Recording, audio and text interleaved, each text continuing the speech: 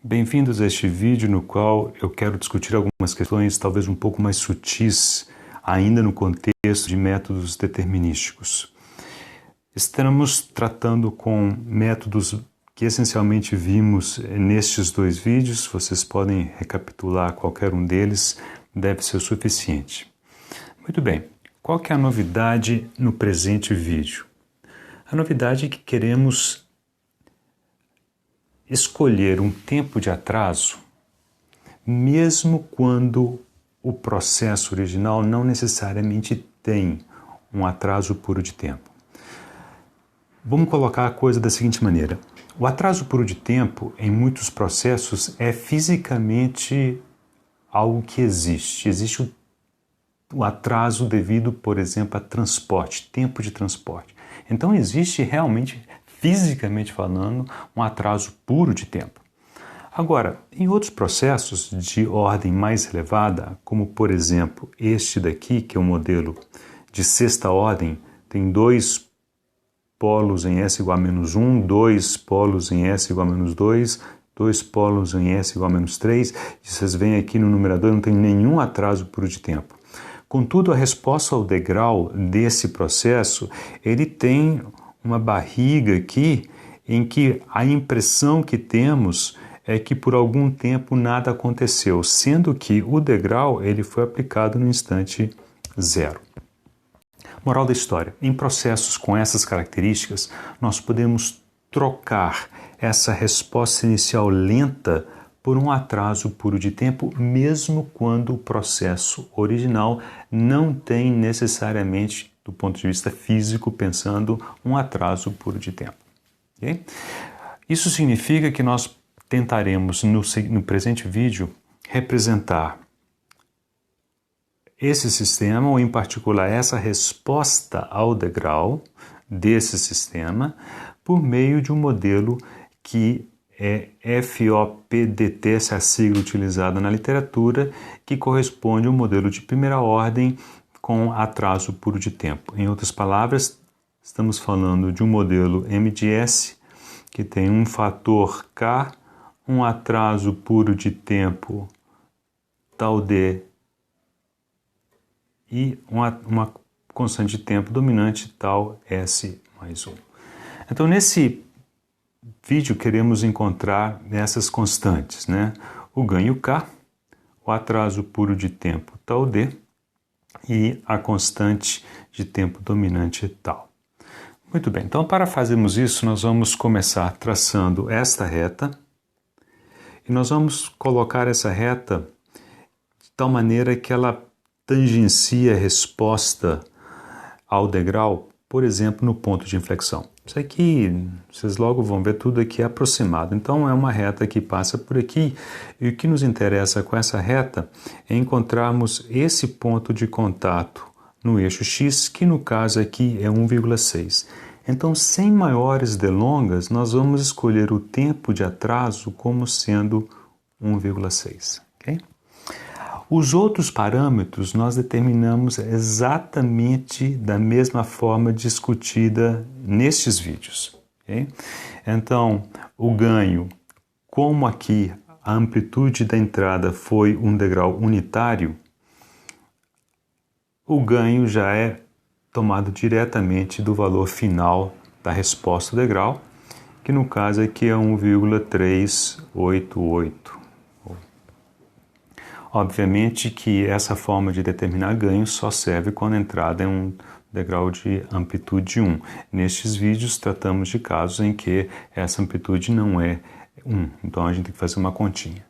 E a constante de tempo, então, ela é determinada buscando um valor que é 63% do valor da excursão final.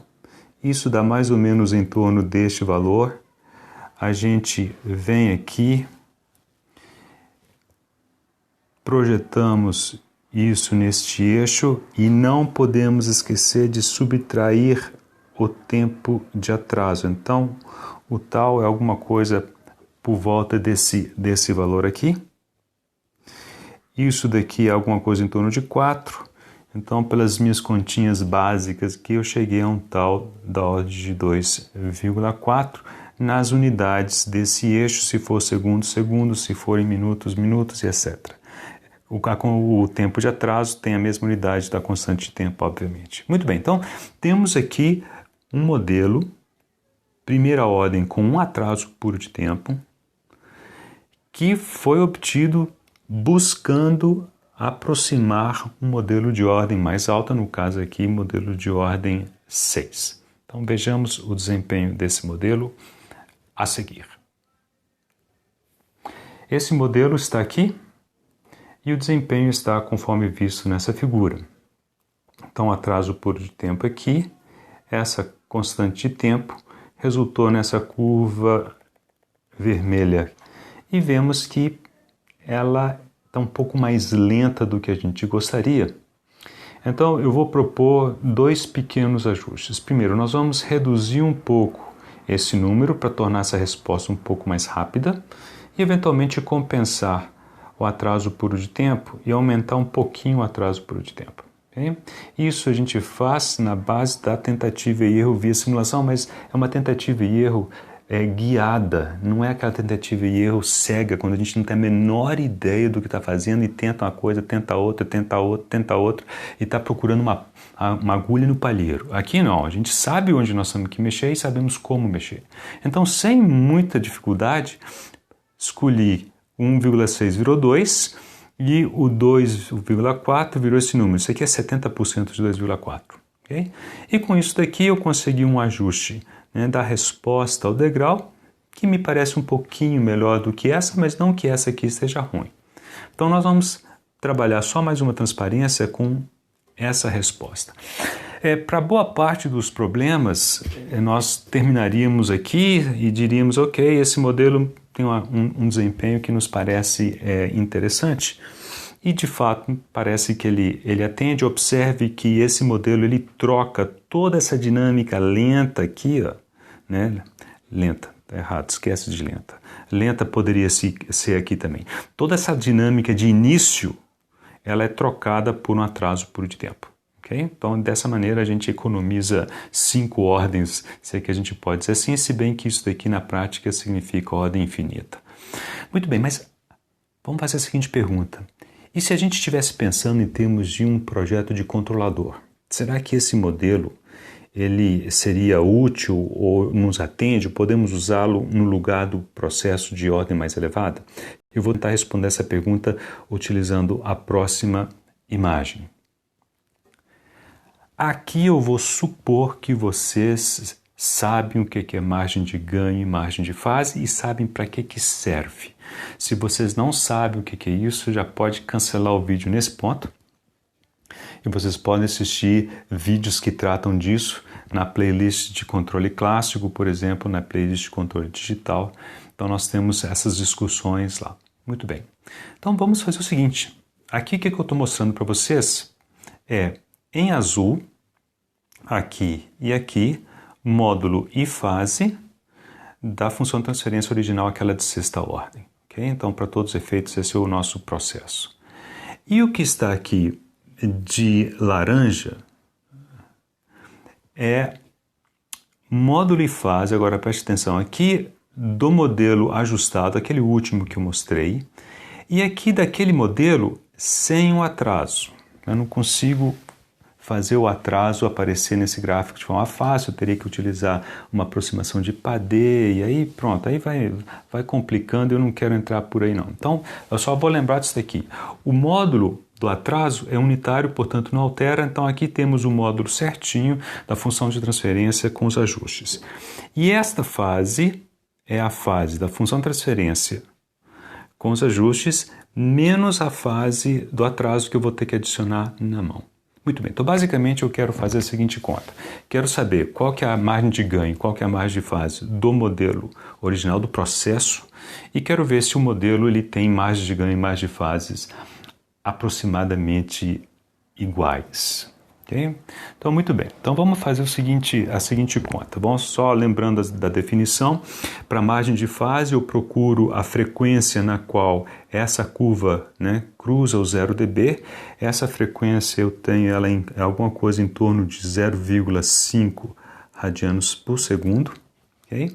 E aí a gente vem fazer a leitura no gráfico de fase.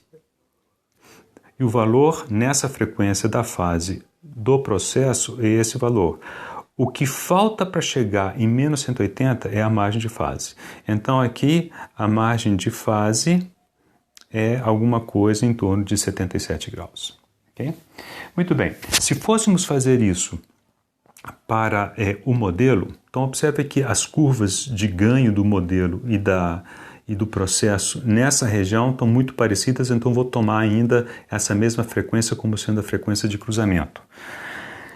E aqui temos a fase do processo está aqui, só que aqui eu tenho que acrescentar a fase do atraso por de tempo que não está incluída aqui. Então deixa eu mostrar para vocês como que isso aqui funciona. Isso aqui é muito simples de fazer na mão. O atraso por de tempo, nesse caso é elevado a menos 2S. Como estamos no domínio de frequência e não no domínio de Laplace, eu vou trocar o S por J ômega. Então, 2 ômega. Então, basicamente, o que eu quero conhecer qual que é a fase deste atraso, J2 ômega, para a frequência ômega em torno de 0,5. Vai no MATLAB e faz essa conta. Né? Utilize a função phase e você te devolverá um número. Esse número, ele volta como sendo menos 59 graus.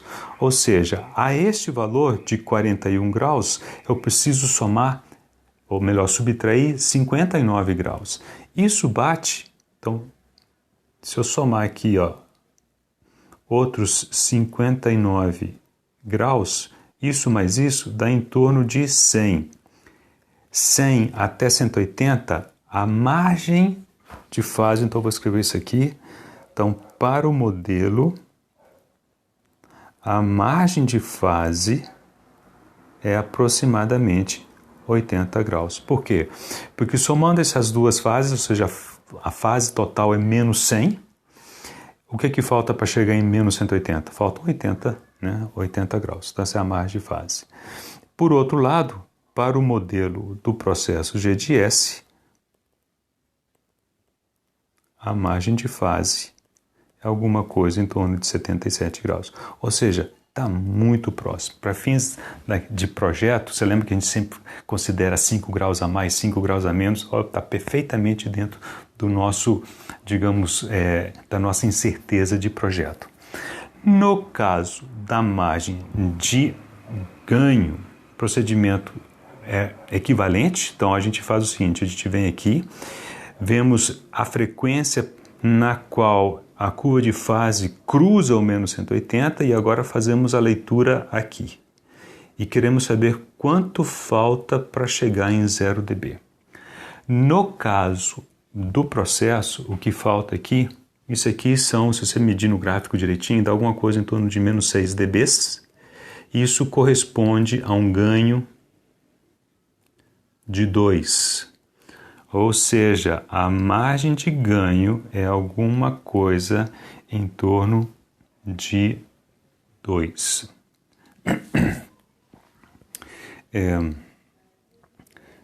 Deixa eu explicar isso aqui um pouquinho melhor.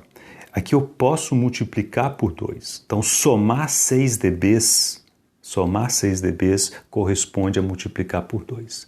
Então, menos 6 dBs é o inverso de 2, alguma coisa em torno de 0,5.